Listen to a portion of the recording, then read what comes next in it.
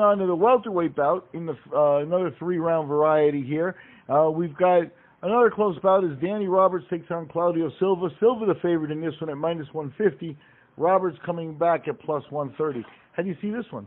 Well, Roberts is a little bit taller than Claudio Silva, and Roberts is actually coming in with a 5-2 UFC record. He's on a 2-fight win streak.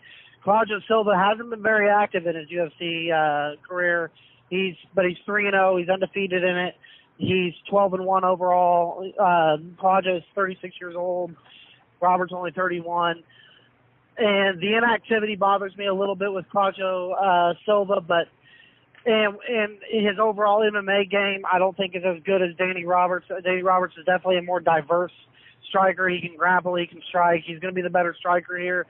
But this is one of those fights where you've got one guy that's just world class in one aspect of the game, and Claudio Silva is one of these guys that's just, if he gets you in a bad position on the ground, he's going to be a nightmare to try to deal with.